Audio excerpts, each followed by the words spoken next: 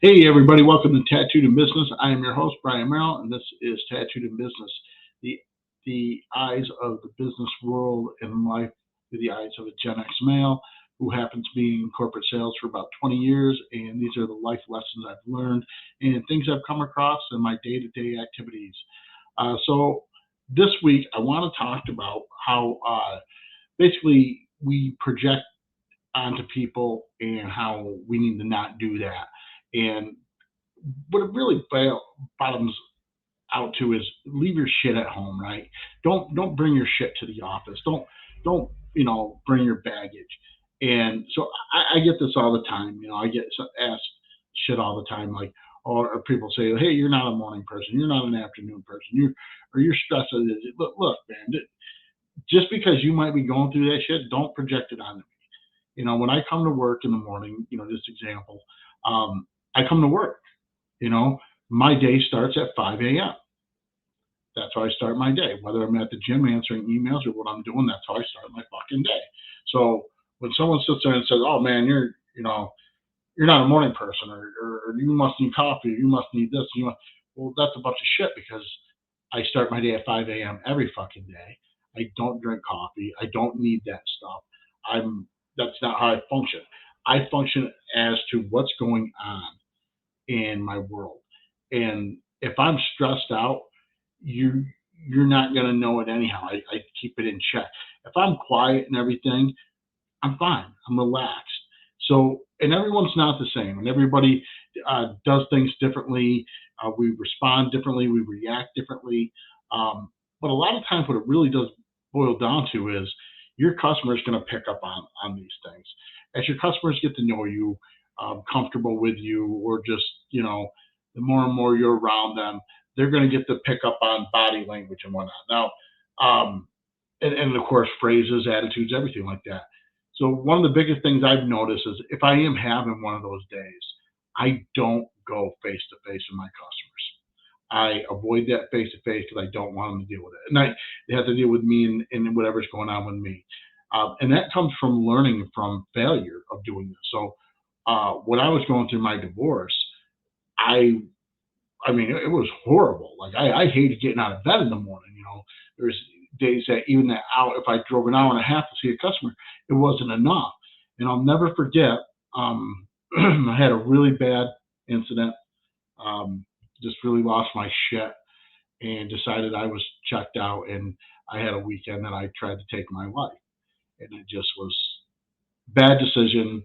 Um, I'm thankful to have the friend that I had that pulled me out of that and the support and, in all honesty, a great sales manager to work with me. But I can still remember days later trying to do my job, going to a customer, and this guy's looking at 50, $500,000 worth of equipment, if not more. And he literally says to me, he says, Brian, he said, puts everything, he goes, "You're not you today.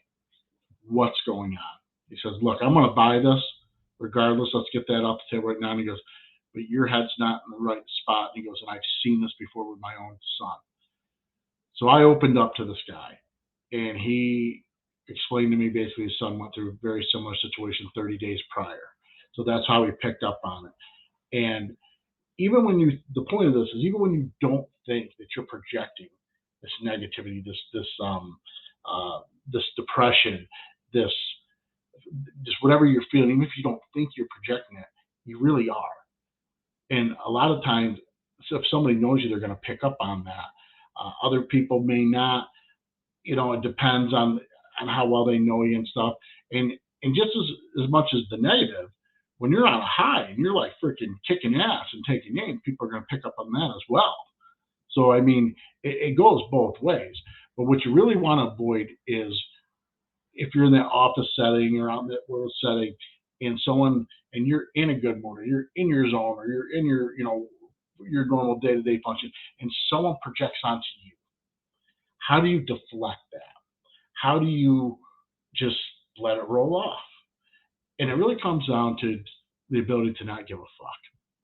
And I say that real easily and like it's not a big deal, and that even when you're in that mindset, and I've been in that mindset for a while, but you still have people on certain days that get to you. I had one today.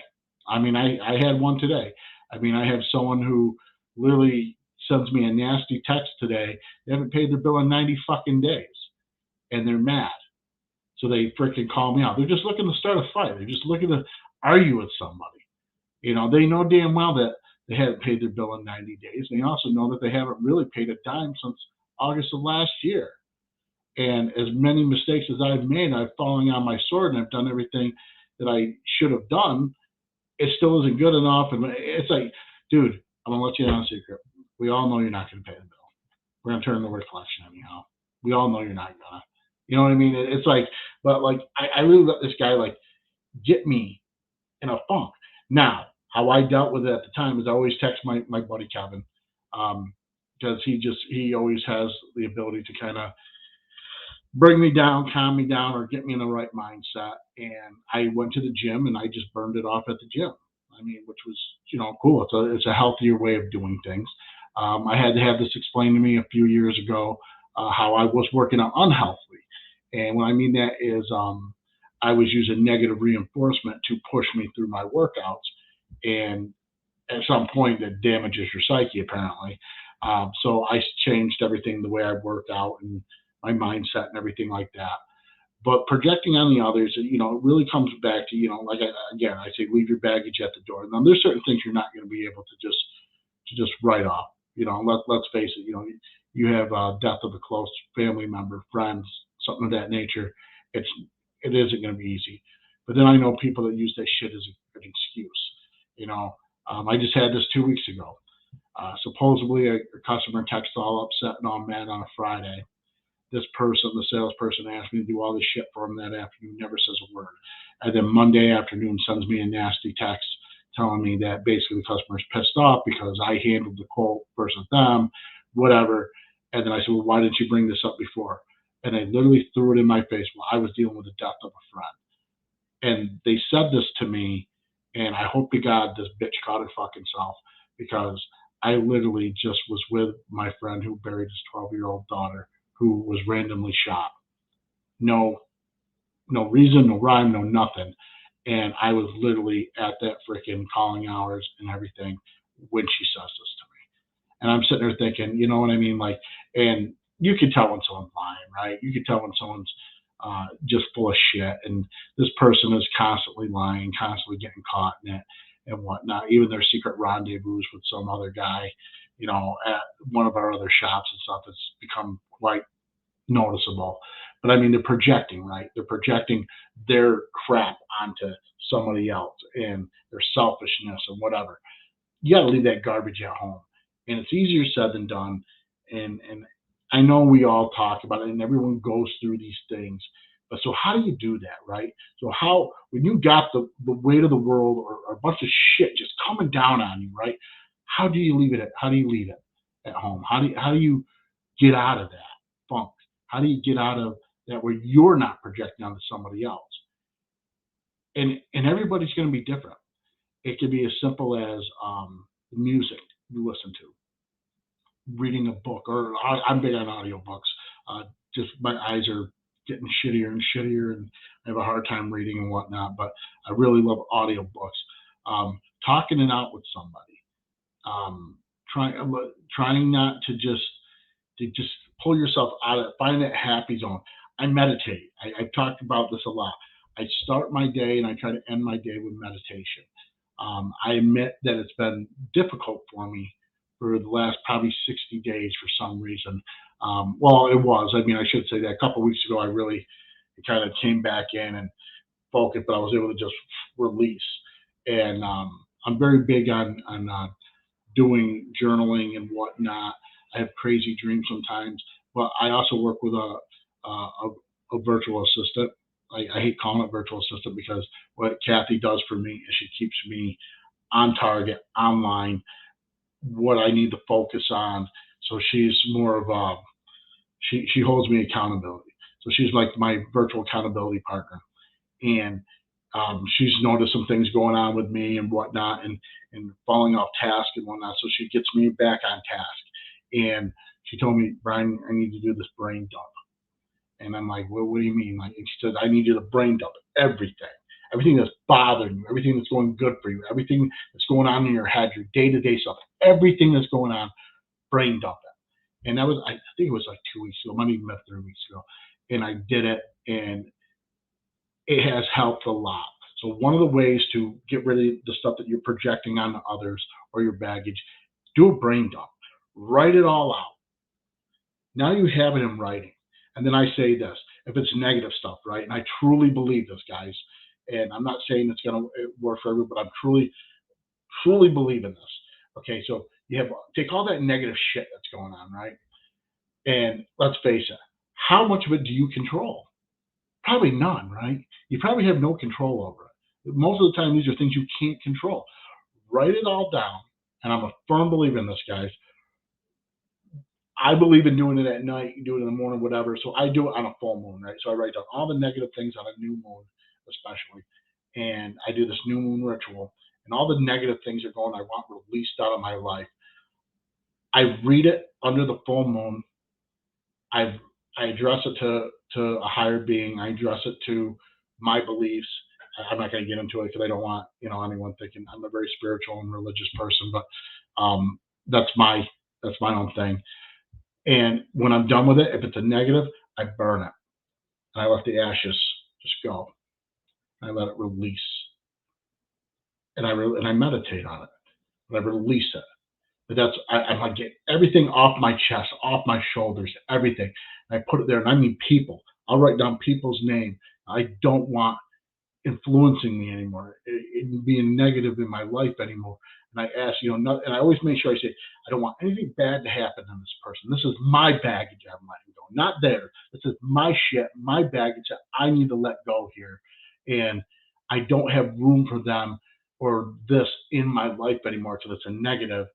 I wish them nothing but love, success, and happiness. But this is toxic for me. I'm asking to be released of it, and I do that. And I've even gone to an extreme where I actually took it was a ritual that I read about and was encouraged to do, and to release somebody's hold on me, so to say. And I did a black candle, basically the letter, the whole 9 yards, and destroyed it, buried it. And of course, I'm big on holy water, so I'm big on so I always have my holy water with me, holy wood and stuff like that. But again, it's just the point of this is to come up with a ritual that you release and let go. Okay, whatever it is, and it doesn't have to be as extreme as what I talk about that I do for myself. It can be as simple as you wake up every morning and you say to yourself, you do a cantation that says something along the lines as I refuse to let somebody bring me down. I'm focused on it. You write a ritual down that you want to say every day. I am good at my job. I'm very successful. I'm good at this. I'm good at that. I believe in this. I believe in it. Something that's positive to bring your mindset back. And I believe that will help you not project on the others. Now, again, this is very easily said, and depending on what someone's going through, it takes a lot to get to this point. And I want everyone to understand, one, I'm not a fucking coach. I don't want to be a fucking life coach. I'm not certified or trained to be a fucking life coach. This is how Brian deals with things. And I have a support group of people. Yes, I still meet with a counselor once a week, and we do life coaching. They're also psychologists. We do other things to help bring me into line with what I'm going through in my life, and to get rid of the things that around me. Help me see with the toxic things and the negative things. It was really hard for me this last year to let go of, people out of my life that I thought were like my ride or dies. It wasn't easy. And bottom line is, we were toxic for each other. It doesn't mean they're toxic for other people or whatnot or anything like that. Together, we become toxic for each other. And the best thing is, hey, I wish you well. I wish you greatness. Hey, you go do your thing. I'm going to go do mine. And, maybe someday in the world we can be around each other. But right now, I don't want to be near you. And you probably don't want to be near me. And it's better to not be in there. So we're not projecting onto each other our shit, and we've moved on. And in business world, sometimes you got to do that too. Let's face it. I've talked about this before, where you fire customers. Sometimes you got a customer you just can't fucking please, no matter what you do, and you're not a good fit for them. Hey, move on, man. And if a customer's going to sit there and try to dictate to you the terms that you're going to do business with them, and they don't give a shit about yours, then sometimes it's better to move on. I had a great conversation with a guy in our office, um, who I don't know what Alex's official role or title is, but he handles a lot of the house accounts and everything. And I was really upset about something that somebody said, and he literally said to me, he says, "Brian, I believe everything they said is true," and he says, "and that's why I've said a year ago when we took them on, we did not want them for a customer." And I started arguing. I said, "Damn it, Alex, you're right. You're right, because then you look back and there's slow pay, or there's always an issue with their order, or there's some, and you start pulling these things out of it. But never once did Alex ever try to project onto me or that other salesperson or the owners or whatever that he believed that this was a bad move. He stated his opinion and he kept it to himself. He didn't project it onto anybody else. And that's what was great about the conversation is he wasn't projecting anything onto me. He just simply made a statement. Simply made a statement, said his piece, and he backed right off. Didn't push nothing. That's kind of the way, like, if you want to get your point across, I guess, it's probably the best way to do it. One of the things that I've chosen in life is I'm not going to sit here and argue with somebody. I mean, I go through this during the day, and I hate saying it because it started out as a joke one day, and it's turned into a reality for me. And I always say, well, then be right.